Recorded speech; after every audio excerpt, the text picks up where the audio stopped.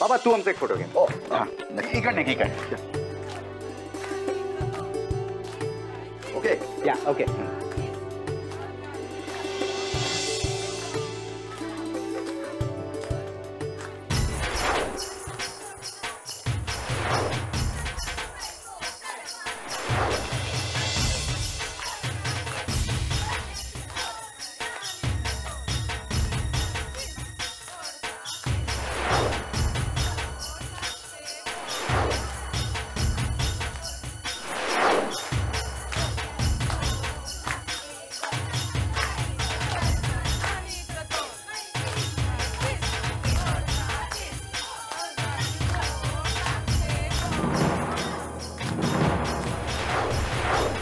पहिली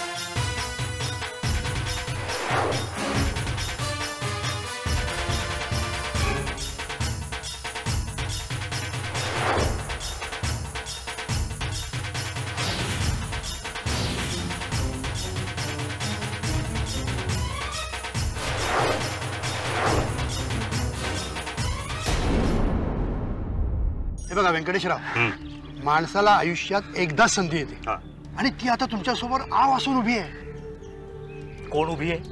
अहो संधी संधी संधी. बर मग वाड्याच्या दुप्पट पैसा मिळेल. आहात कुठं मिस्टर व्यंकटेश? आणि जर का तुम्ही ह्या प्लॅनला ऍग्री झालात तर फक्त या वाड्याचेच नाही, सबंध गावाचे मालक व्हाल. And this is my word. शब्द शब्द दिलाय शब्द. आणि याच्यामध्येच आपल्या सगळ्यांचं प्रॉफिट आहे. तुम्ही जास्त काही करायचं नाही. आमचा हा प्लॅन आहे ना, तो नीट गावकऱ्यांना समजावून सांगायचा. हा पण सांगताना एक गोष्ट ध्यानात ठेवायची, डोकं आमचं आणि तोंड तुमचं. हे आमचं. बरोबर. पुढे कसं आहे साहेब, वेळेला किंमत असते. तुमच्या आत्ता हो म्हणण्याला पेटीची किंमत आहे. बोला.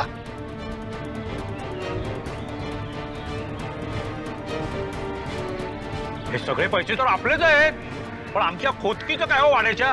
हो असं काय करताय?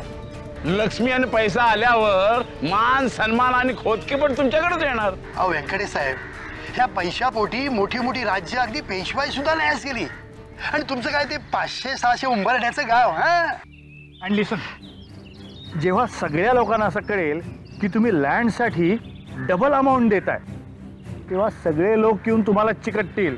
अहो तुमचंच फक्त ऐकतील लोक. अहो त्यांचं ऐकणार आणि मग सरकार बोंबळणार. जर गावच सरकाराच्या विरुद्ध असेल तर सरकारची खोदगिरी कोणापुढे चालणार? कोण त्यांचं ऐकणार आहे? काय मग हो ना. हो म्हणजे काय, एका दगडात दोन पक्षी बघा.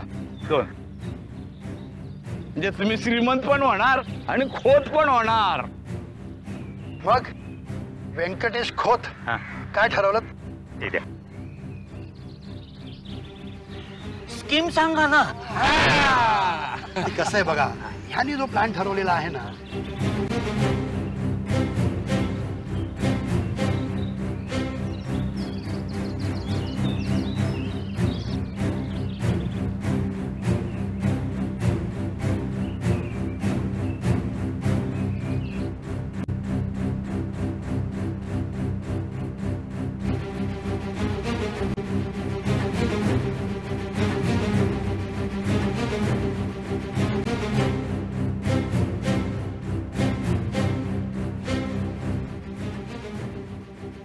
हात द्या, हात द्या, हात द्या.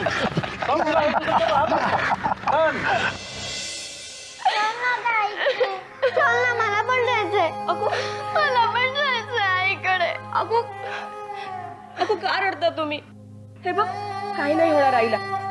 आणि आणि सगळे आहेत ना काळजी घ्यायला. मग वेड्या रडायचं नाही.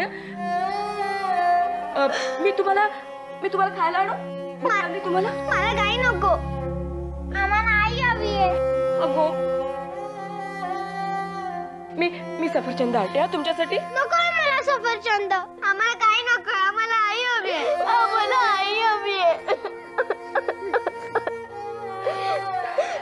आईला खूप त्रास होत असेल ना ग. बरं झालं अजिंक्य दादा आला, नाहीतर आईला जास्त लागलं असतं.